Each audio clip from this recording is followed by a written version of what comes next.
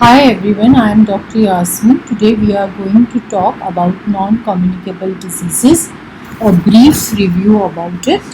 And you must be thinking that why I have chosen this topic is the reason being that those people, I realized in the last 1.5 years that those people who had non-communicable disease or had risk factor for non-communicable disease became severely ill with COVID-19. So, any infection, any acute emergencies in which you land up becomes worse if you are having any pre existing comorbid conditions, which are essentially the non communicable disease.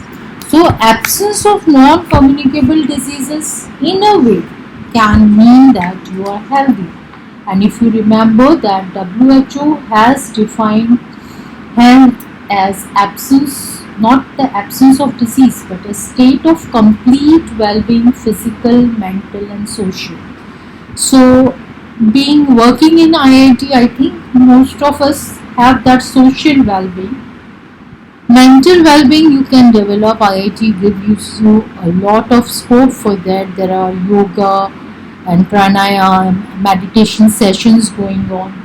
Now coming to the physical health, for which you have IIT hospital, and I urge all of you to use your healthcare facility to the level best to keep yourself healthy. So let us start and see what is non-communicable disease and learn a little bit about it and how to prevent it. So first of all, I don't want to you give you some kind of fear, but you should learn. Knowledge empowers you. It does not make you afraid, or it does not terrorize you.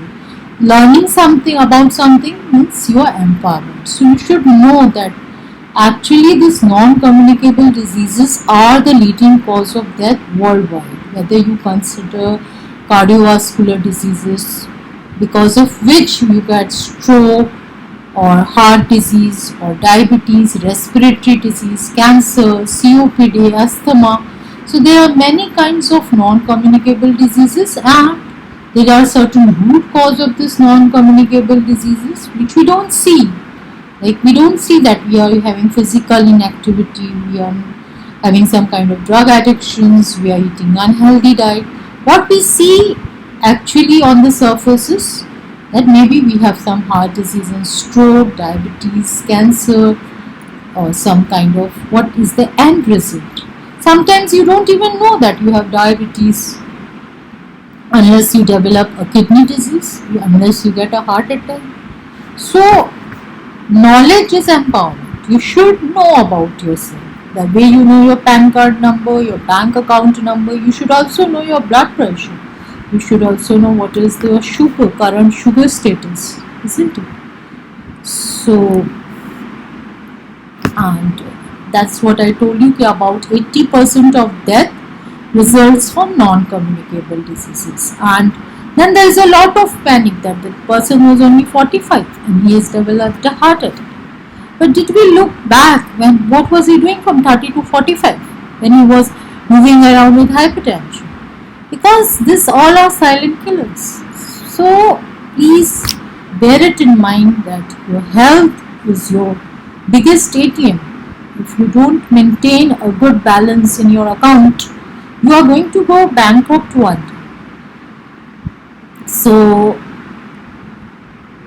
that's what WHO also tried to target for the prevention and control of non-communicable diseases.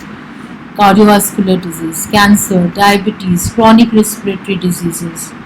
So, lack of physical activity, we should do reduction, we should increase. Now we are doing a lot of education in the schools also about all this thing, about healthy diet, about doing physical activity. But there is a lot of distraction. The problem is that as we are educating the people, the distraction is also increasing. There is Zomato and Swiggy, which is becoming popular day by day. The business is going up.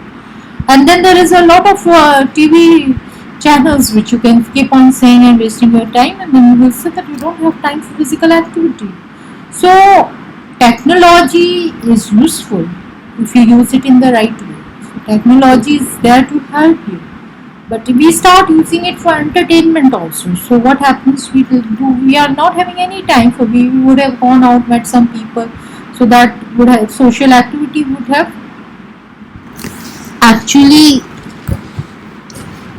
contributed to our physical health and mental health, because you must have done a little bit of physical activity in moving out, and then when you were meeting people must have done a little bit of socializing, you must have talked about some issues, and that would lead to mental health issues. So no, now we are very busy with our own self, but we don't realize, are we doing some constructive work or are we wasting our time? So we have to always keep on introspecting ourselves also. So a simple thing in office, like once you have a meeting, instead of ordering for some snacks, you can order some fruits. Why not distribute one apple to each person and have a cup of tea along, green tea along with the apple? No, we will always order samosa or dhokla or something. So even if dhokla is boiled, then it has salt in it. So this is what is a change in the perception is very important. That is what now the first non-communicable disease I will talk about is hypertension. So most of us think that, okay, how can I have high blood pressure? I don't have any symptoms. So please remember that hypertension is a silent killer. It will not cause any symptoms. At the most, sometimes it can cause headache, it can cause fatigue. Then what we do, we keep on taking some kind of analgesics. So one burden on the kidney is because of hypertension. The other burden comes because of the analgesics. Fatigue means you will not do any physical activity. So slowly you are going for diabetes also. You keep on gaining weight and then you start having diabetes. Type 2 diabetes will set in. So one thing leading to another. So it is a vicious cycle. So your health is something, there are certain numbers in health. For us to be healthy, there are certain numbers which we have to keep monitoring and keep seeing that we have those numbers fixed before we go on to have some kind of things which cannot be prevented. Like if I am going out on a street and I have a road traffic accident, okay, I may be driving very nicely, but some other person was doing rash driving. So because of that I had an accident. Now what to do? Now my health, those figures are very important. What was my blood pressure? How is my kidney functioning? How is my heart functioning? If everything is okay, I will come out of that emergency in a much better way. The outcome will be much better than those people who already had diabetes, already had hypertension, already had this. All those figures were already not fixed in their life. So like that, similarly is the infection. You can get dengue. Like how much ever you prevent, you can get it. It's there in the community. Mosquitoes are moving here and there. How much ever we try to prevent, ours is a tropical climate, so we can get all those infections. But the outcomes will depend on those certain figures. If you fix them, you will be always happy. So, like diagnosis of hypertension, I want to educate the community a little bit that ideally we don't, with the single reading, we don't start any treatment. If you are supposing single reading you got a BP of more than 140/90, then we don't say that okay, you are hypertensive, come on, let us start some drugs. We first go for lifestyle modification. Then again we call the patient at an interval of 1 or 2 weeks and ask him to maintain a chart. And if you are finding that more than 10% or 20% reading is above 140/90, and in spite of lifestyle modification we are finding that these readings are not coming down within the normal limit, then we start the treatment. Why these numbers are important? Because if you have hypertension, you are bound to get within certain years cardiovascular disease, you are at high risk for stroke, you are at high risk for any heart attack or MI or chronic kidney disease. So the risk is increasing. Similarly, if I get a BP above 160/90, actually by textbook it's an immediate indication for starting the treatment. But then also 160 and 100 you should immediately start the treatment. Then again keep on assessing, do certain basic investigation whether this person's, because 160/100 is an indication that maybe he has been hypertensive already for 10 years and he didn't knew, the patient, he or she didn't know about it. And you have a reading which is one above 160/100, so you will do a lot of tests to see that there is no, already some end organ damage has not been done. So that's what I told you. It contributes to disability adjusted life year of about 7%. CHG, stroke, hemorrhagic stroke, heart failure, peripheral vascular diseases, renal diseases, retinal hemorrhage. So these figures are very important. Any increase increases the risk. So in your health setup, whenever you visit, please measure your blood pressure. And please remember, blood pressure medications are not to be taken SOS, that okay, today my BP is high, I will take the medicine, now tomorrow it is normal, so I will not take the medicine, because there is something which is called auto regulation of blood pressure.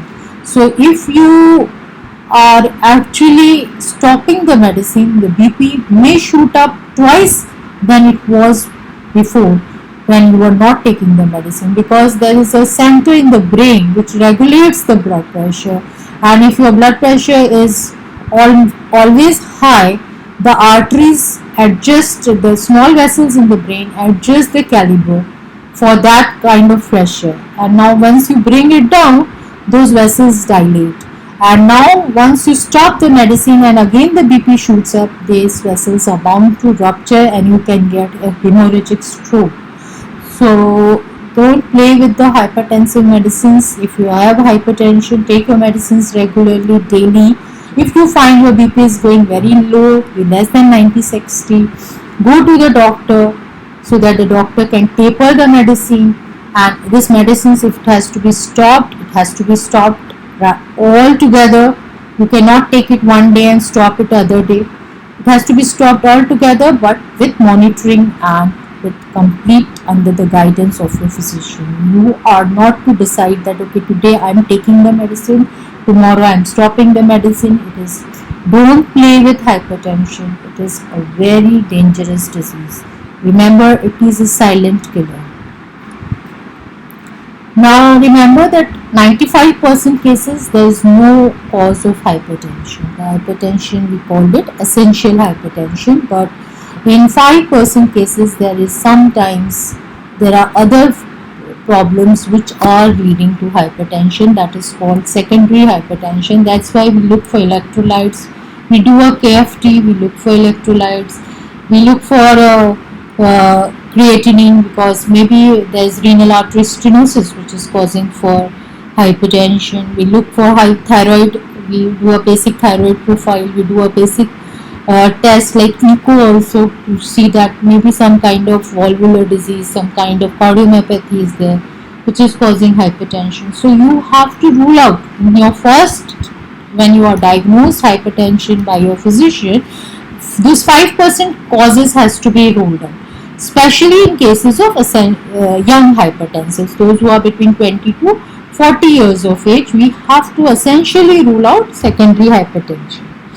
Now, essential hypertension is because of lifestyle, because of genetic predisposition, and so maybe because of, yes, that is the most important cause. So DASH diet, what is DASH diet? This is the dietary approach to stop hypertension. You can see this plate of food which you should take, and it shows you how much a percentage of serving should be there for fruits and vegetables, of your this thing of your non-veg. If you are a non-vegetarian, how much meat you can take, egg you can take, milk you can take. So the ultimate goal is to have everything in a certain proportion. Carbohydrates, grains, you should take more millets, you should not take refined grains, you should not take too much of sugar in your diet. And then milk and milk products, if you are using it to fish, that should be low fat dairy products. Sweets you should have a little bit you can have, but not too much. So you should be actually doing some kind of calorie counting. You should be reducing sodium, increasing potassium intake. Potassium means fruits, If you take a lot of fruits, you are taking potassium, calcium intake, dairy, low fat dairy you should take. So this again helps in controlling your hypertension. And alcohol in a moderate amount, if possible, don't take alcohol, but if you have to take it once a month or something, very low quantity you can take. There were previous some studies saying that it is an antioxidant, but now they say in whatever way you take it actually harms you. So these are all the things which you can even Google and read, but you should know that these are the ways you can modify your illness and you can stay fit. So I told you what are you basically. You are a series of numbers. If those numbers are fixed, you are healthy. So again, once we come to obesity, again there are numbers. So if you are having a BMI, body mass index, which is the ratio of your weight and height in meters square. So all of you, at least once in 6 months, once you visit hospital, please do your BMIs and write it down so that you know whether you are overweight, whether you are obese. And if you are obese, you again have certain risk factors. You can have diabetes, you can have hypertension, you will again get fatigue, you will get osteoarthritis. So this is the point. These figures are important. That is why they are important. Why they are only numbers, but they are very important numbers. They are as important. I always tell, as important as your Aadhaar card number or your PAN number. PAN number, everybody is so particular, no? You don't write anybody else PAN number if you have to mention it. So please remember, this is your identity. This waist circumference is your identity. It is you. How healthy you are. If your waist circumference is more than 80 centimeter, that means you are healthy. You are having lot of adipokines are being produced by your belly fat, and that is again causing harm to you. So this is very important, and you have to be measuring it and trying to keep it in the normal range. And how to measure, your a little bit has been shown. Waist hip ratio is again very important. It should be less than 0.9 in men, less than 0.85 in women. So now, as far as obesity is concerned, we are not doing any kind of body shaming here. See, many people think that obesity is something like is becoming you have to stay very slim and it's like a fashion statement. No, we are not talking about some kind of fashion statement. We are talking about the kind of health impact obesity is causing on us. We have, all of us are into some kind of profession. We are doing some kind of work. We have a family to look after. So if we are obese, what is happening? We are having a high risk of developing diseases. So that is why we have to actually lose weight. So obesity assessment, then we go for weight loss, weight gain, regain, preventions, regular physician visit, community support. At home you have to develop an environment that you have an early dinner.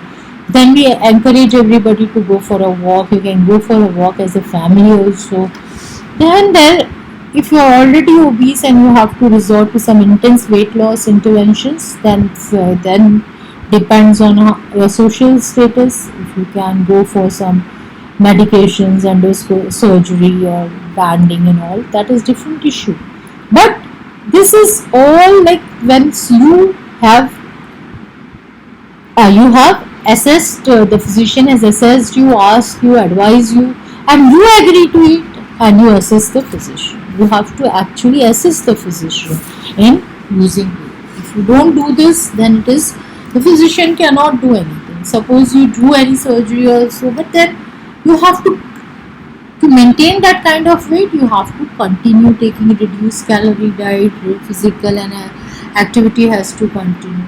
And remember, even if you don't lose weight, if you are doing physical activity, you are doing exercise, you are doing yoga, you are doing meditation, you are taking reduced calorie diet, the harm of obesity on your body will be less. Some of us are genetically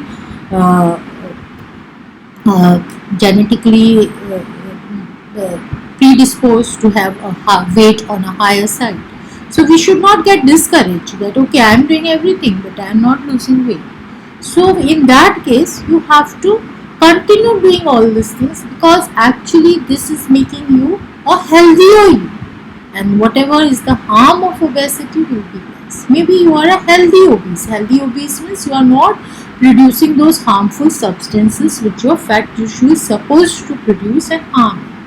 So this is very important. You can also read about healthy obesity and why we are so much concerned about obesity. You can see how if you have increased cholesterol in your body, increased lipid, it settles in the artery and it can cause that because of the increased peripheral resistance, you can get hypertension. Then because of that, you can there's increased created into this fat deposits in the artery. We call it atherosclerosis. It forms a plaque, because of which you can get a part of the heart tissue may not function normally, it may not relax normally, it may not contract normally. We say they have systolic heart failure, diastolic heart failure. Then some of the heart tissue may not beat normally to the rhythm originated by the SA node. Then we say that the patient is getting a lot of arrhythmias, ESPTs and all that.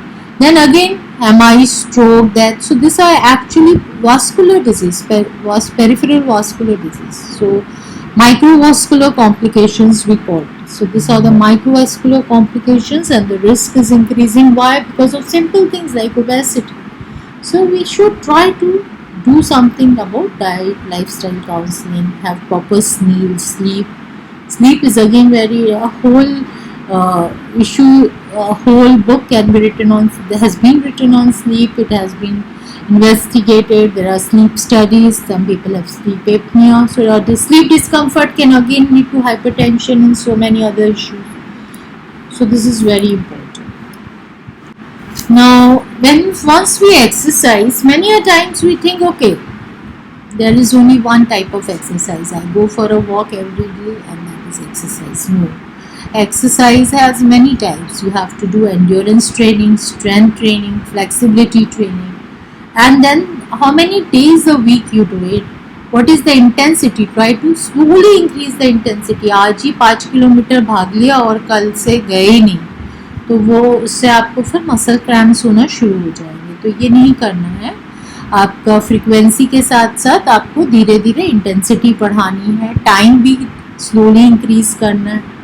और type of activity, aerobic activity भी करनी है, थोड़ी सी weight exercise करनी है, strength training करनी है, योगा करना है, मसल स्ट्रेंथ भी इंक्रीज करनी है. अगर आप सिर्फ एरोबिक एक्टिविटी करेंगे और मसल्स आपकी वीक हैं, then you will be actually harming your joints. So yoga and tai chi videos are there on YouTube. If you do that also, then you increase your flexibility.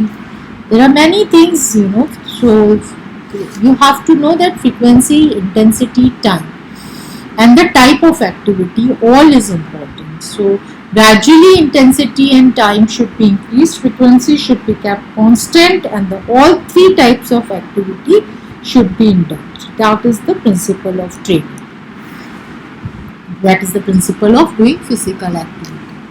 Now we have covered up till now hypertension, hypertension and obesity. Now we will talk about diabetes. Again, see, these are simple numbers. So as a person, we don't know why the doctor is saying yesterday my sugar was 120. The doctor said do lifestyle modification.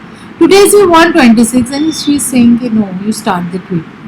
So if you see the curves, like the complications of if you see the graph of the rate of developing complications and sugar level, you will see as soon as your sugar becomes 126, the rate of the speed at which you can develop an end organ damage like retinopathy, nephropathy, neuropathy, it just shoots up.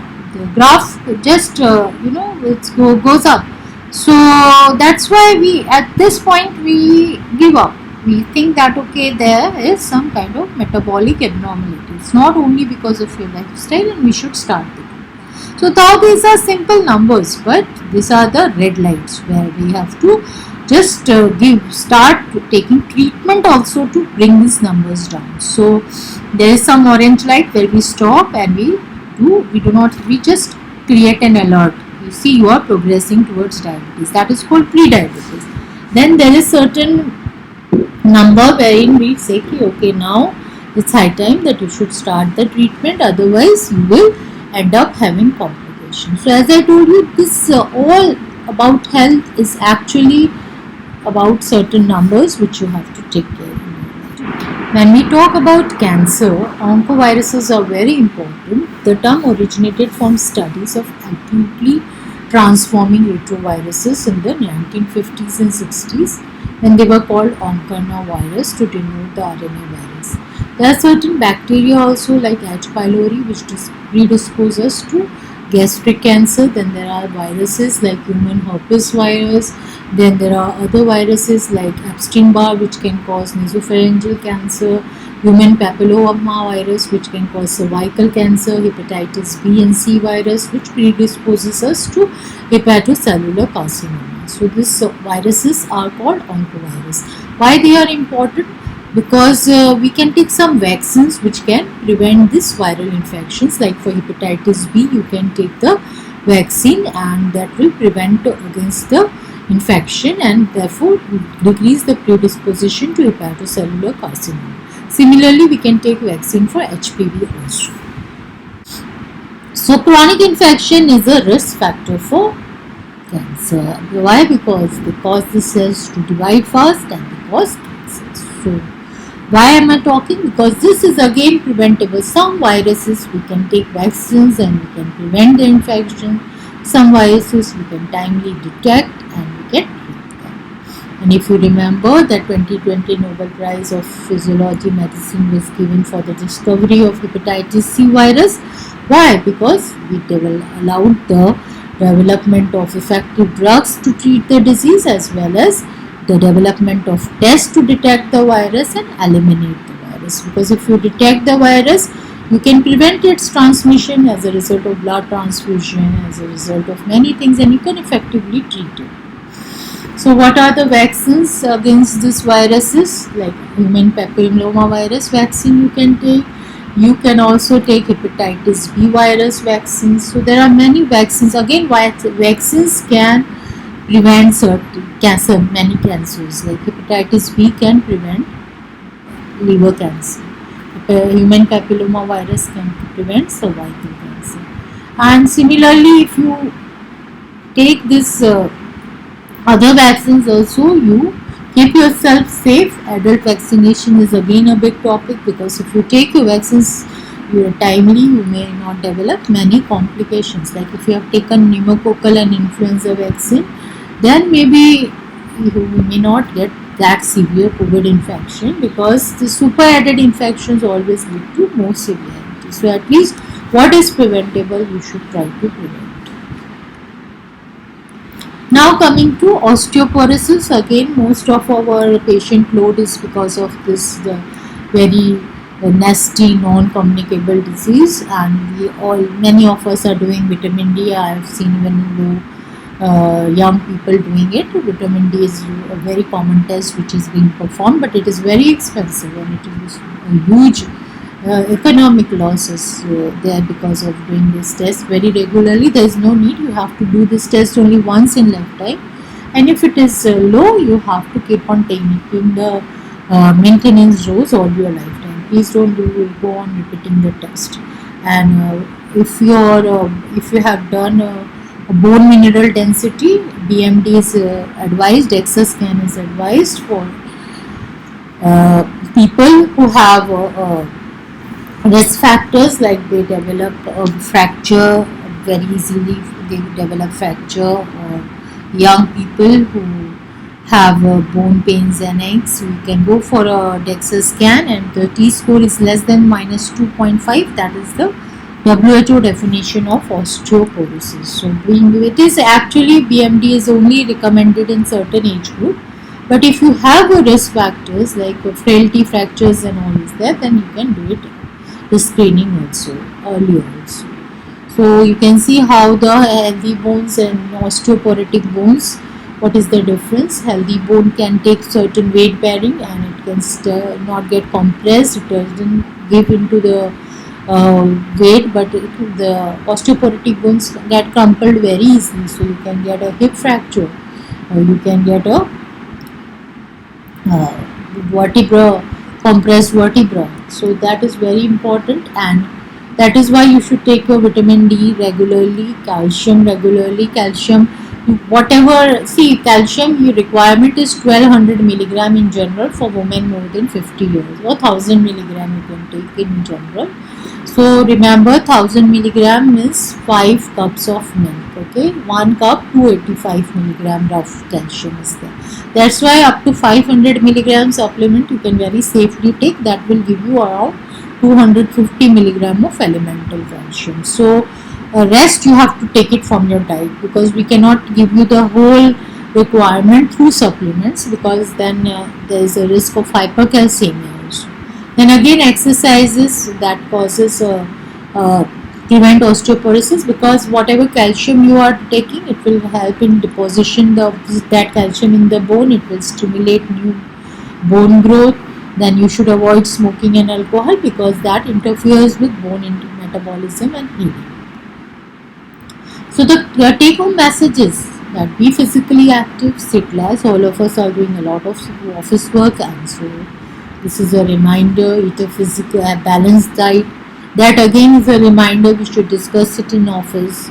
We should promote it, encourage it, and all senior officers should act as role models for this.